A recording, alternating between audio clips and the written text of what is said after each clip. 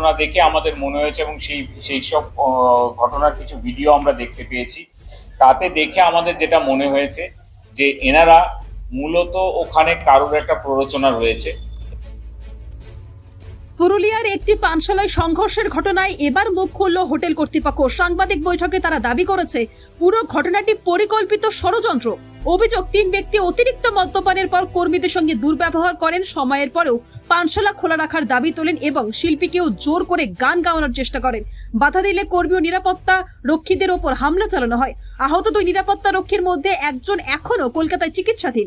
ঘটনার অভিযোগ পুলিশের কাছে দায়ের করা হয়েছে বলে জানিয়েছে হোটেল কর্তৃপক্ষ। দেখুন বিস্তারিত কি বললেন।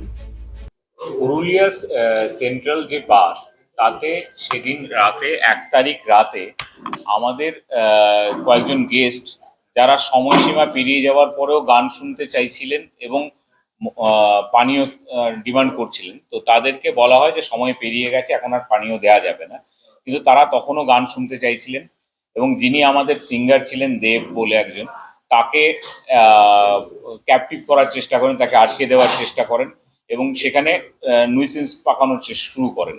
তো সেই অবস্থায় তাদের সঙ্গে বাকবিতণ্ডা হয় এবং তারা তখন মারমুখী হয়ে ওঠে। তাদেরকে ওই জায়গা থেকে বের করার সময় আমাদের 2 জন কর্মী আহত হন, একজন খুব সিরিয়াসলি ইনজোর্ড, তাকে এখন পিজি হাসপাতালে চিকিৎসাধীন রয়েছেন, তার মাথায় চোট লেগেছে, তার অবস্থা একটু সঙ্গীন।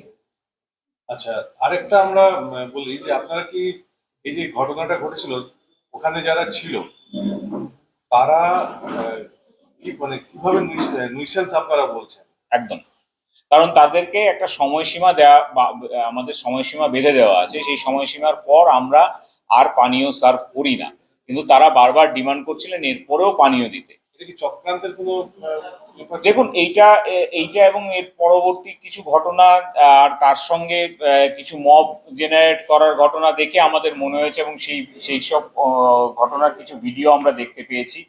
তাতে দেখে আমাদের যেটা মনে হয়েছে যে এনারা মূলত ওখানে কারোর একটা প্ররোচনা রয়েছে এবং সেই প্ররোচনা দেওয়া ব্যক্তিকে আমরা আইডেন্টিফাই করেছি। তিনি পুরুলিয়ার বাসিন্দা নন, তিনি কুশল ভারত গ্রুপের সঙ্গে কোনোভাবেই যুক্ত নন এই মুহূর্তে।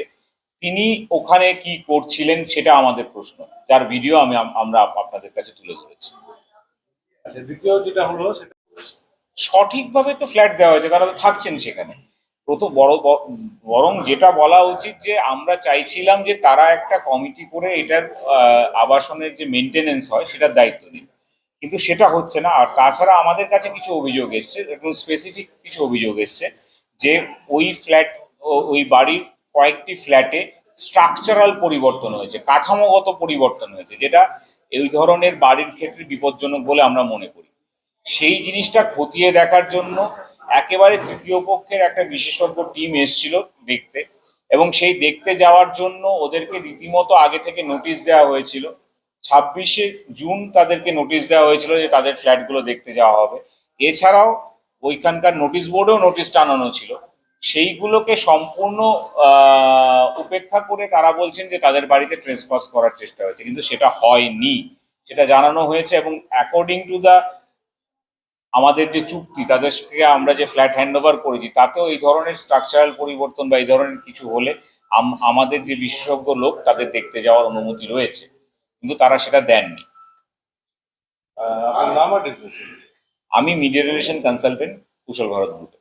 আমার নাম নীলাদ্রি শেখর গঙ্গোপাধ্যায়। বন্দ্যোপাধ্যায়। গঙ্গোপাধ্যায়।